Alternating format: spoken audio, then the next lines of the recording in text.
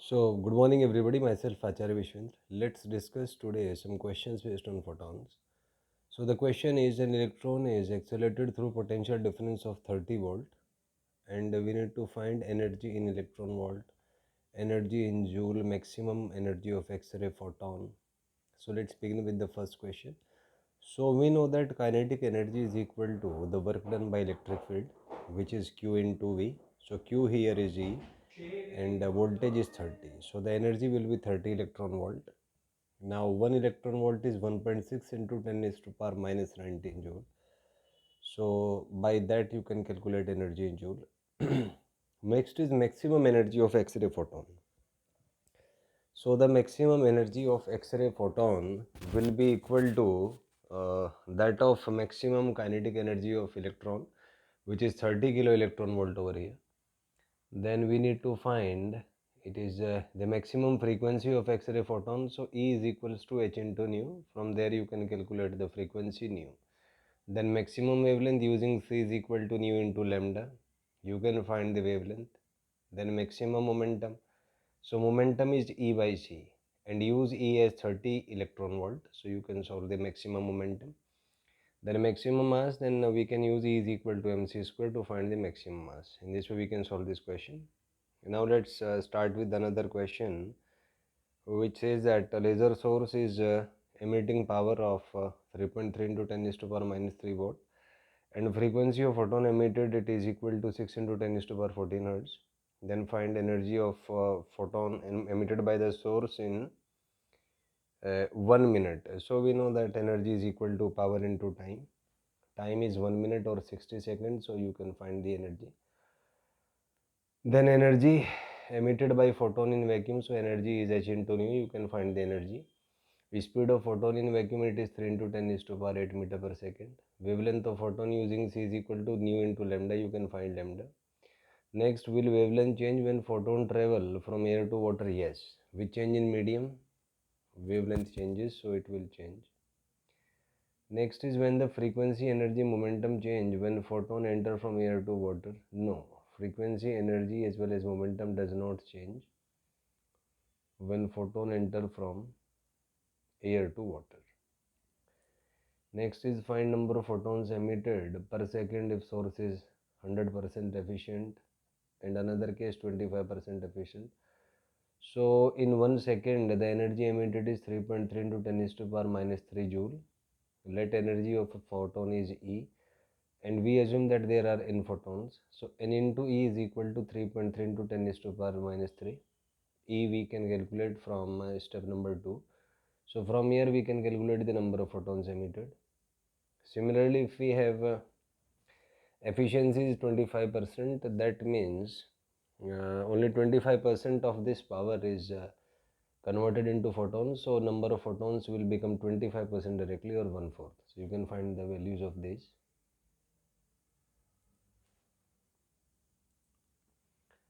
Let's begin with another question. It says that a source has a power 200 watt and photons have wavelength 200 nanometer. Then find first is energy emitted by source in 1 minute. It is 100% efficient, so you just use E is equal to power into time, we can say that. Then it's 25% efficient, so make multiply the answer 1 with 25%, that is 1 by 4, so you get the answer. Next is number of photons emitted 100% using the same way, that total energy is equal to n times E naught. You can find number of photons, and if it is 25% efficient, then number of photons will be 25% or will be 1/4. Let's begin with another question. It says that two sources of light are emitting photons of wavelength lambda 1, lambda 2, and number of photons per second are n1 and 2 respectively. Then find ratio of speeds of photon in vacuum.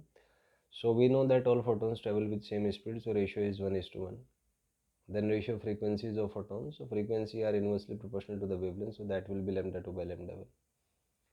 Next, ratio of energy of the photons. So energy is directly proportional to the frequency, so answer will be same as that of part 2. Next is ratio of momentum of the photons. So momentum is equals to is directly proportional to the frequencies, so the ratio will again be the same.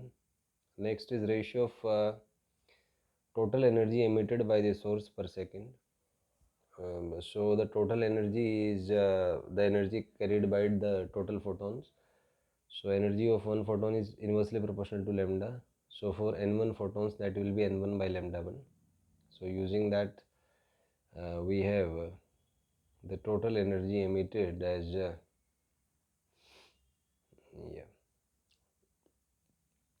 n1 by lambda 1 or n2 by lambda 2. Last, we have power of the two sources. So energy emitted per unit time is the power itself. So the ratio of energy will be equal to the ratio of powers in the very same way. Next to now, we have the concept of intensity. So intensity is energy incident on a given surface per unit time per unit area. Or intensity is E upon TA, its dimension is m1, and here L0 and T minus 3. So suppose this is surface, photons are incident on it. So in this way we can find the intensity. Its SI unit is joule per second meter square, CGS unit is Dian per second centimeter square. And intensity is related to the number of photons as follows. It is intensity per energy per unit time per unit area. Suppose there are n photons. So energy is nh nu by Ta.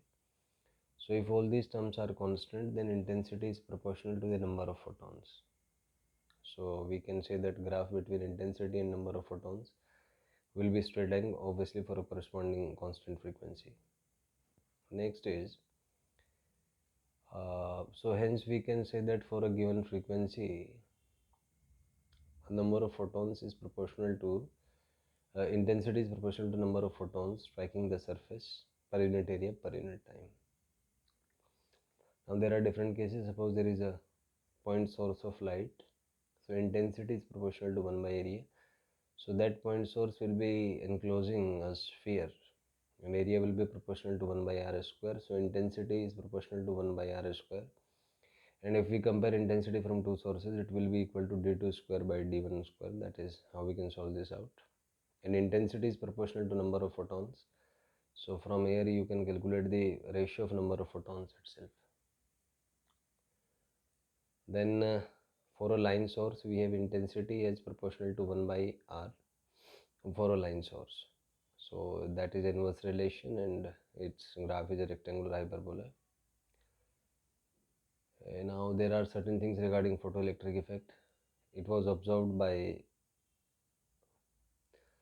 the sequence is observation, then experiment, then result, then problem, then solution, then analysis. We shall continue discussing that in a few seconds. Now there is another question that a point source is emitting photons of wavelength lambda. Photons are received by a small area at a distance a, itna, itna.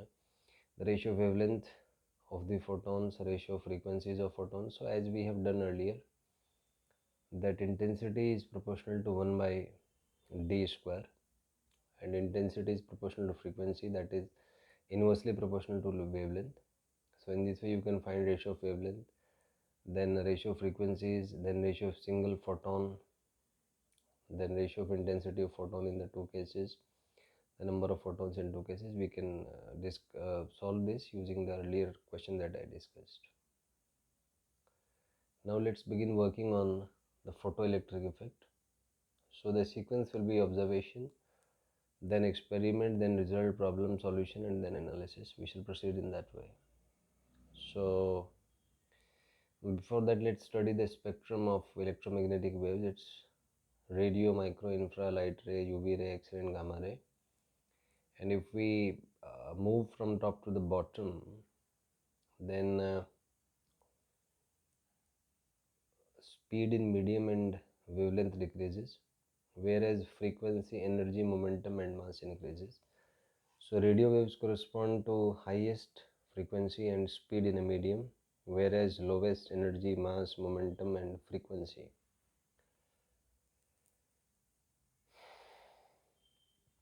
Next one, now we have a question that certain photons are emitted on a surface. We need to find the average force. So suppose there are n photons, and these photons are going to strike the surface. So in first case, let's assume that surface is purely absorbing. So we have force as delta p by delta t.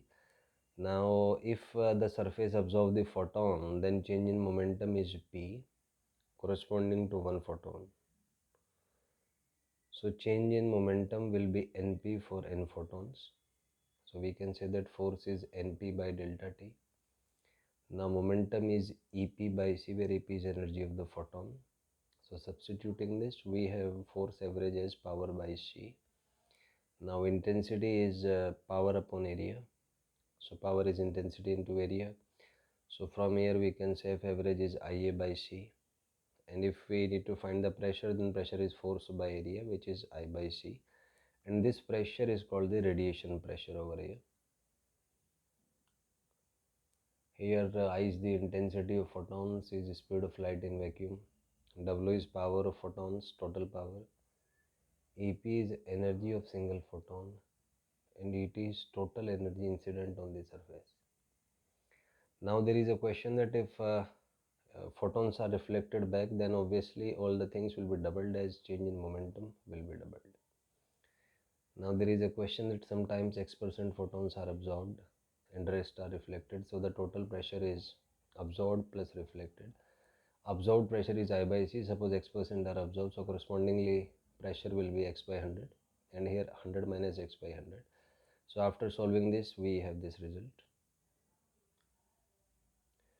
So suppose in a particular question 40% photons are absorbed and 60 are reflected obviously, then the total pressure is 40% corresponding to absorbed, which is I by C, and 60% to I by C. On solving we get 1.6 I by C.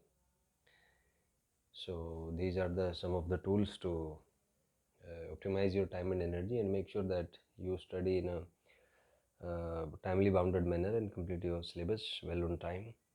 So these lectures are just meant to optimize your time and energy. I wish you all the best. Thank you and have a nice day.